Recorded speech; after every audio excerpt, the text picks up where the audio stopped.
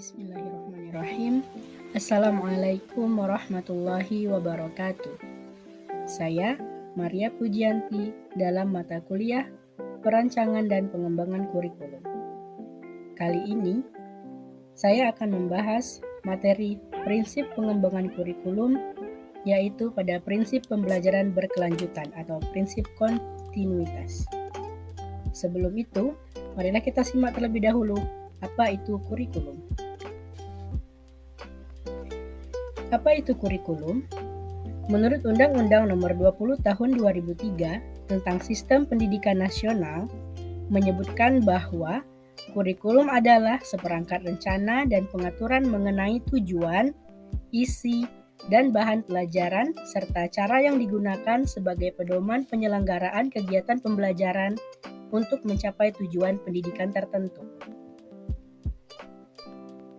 Pengembangan kurikulum merupakan perencanaan kesempatan-kesempatan belajar yang dimaksudkan untuk membawa siswa ke arah perubahan-perubahan yang diinginkan dan menilai hingga mana perubahan-perubahan itu telah terjadi pada diri siswa. Dalam pengembangan kurikulum terdapat 5 prinsip, yaitu yang pertama relevansi, yang kedua fleksibilitas, yang ketiga kontinuitas atau berkelanjutan, yang keempat efektif, dan yang kelima efisien. Prinsip berkelanjutan. Kurikulum dikembangkan secara berkesinambungan, khususnya kesinambungan bahan atau materi kurikulum pada jenis dan jenjang program pendidikan. Bahan atau materi kurikulum dikembangkan secara berkesinambungan dari jenjang SD, SMP, SMA, atau SMK sampai ke perguruan tinggi. Materi kurikulum harus memiliki hubungan hierarkis fungsional. 2 aspek kesinambungan. Yang pertama, materi kurikulum yang diperlukan pada sekolah tingkat yang ada di atasnya harus sudah diberikan pada sekolah tingkat yang ada di bawahnya.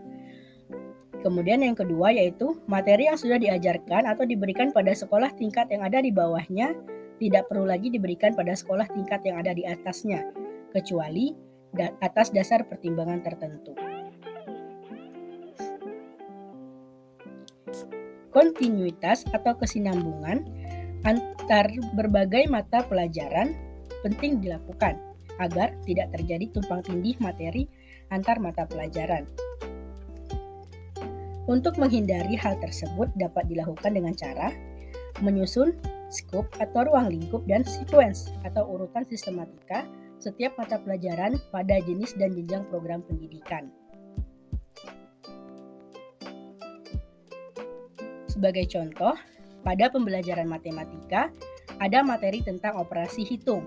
Materi itu mulai dipelajari dari tingkat SD sampai SMA.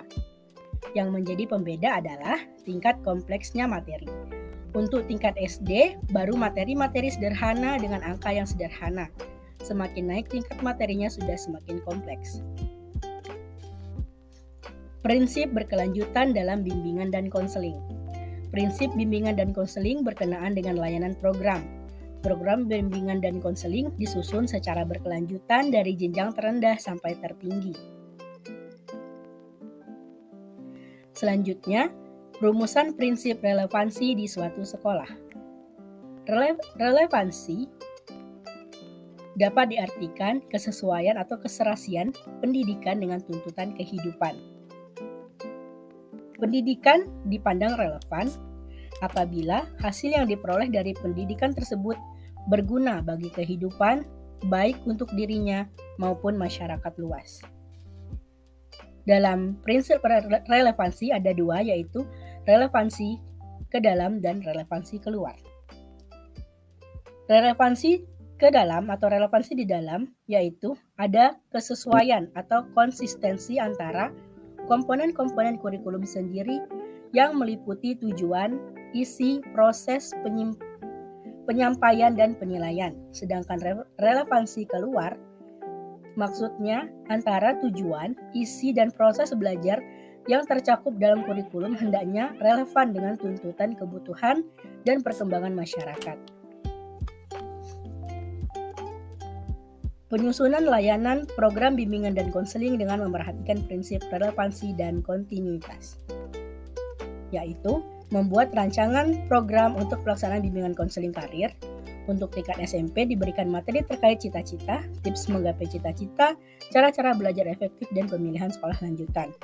Kemudian di tingkat SMA kembali dilakukan pelaksanaan bimbingan dan konseling karir. Nah, di tingkat SMA ini layanan tersebut kembali diberikan dengan cakupan materi lebih kompleks lagi dan mengarah kepada keberlanjutan pendidikan selanjutnya, seperti informasi perguruan tinggi dan perencanaan karir yang lebih matang. Oke, baiklah, itulah tadi materi tentang prinsip pembelajaran berkelanjutan. Terima kasih. Wassalamualaikum warahmatullahi wabarakatuh.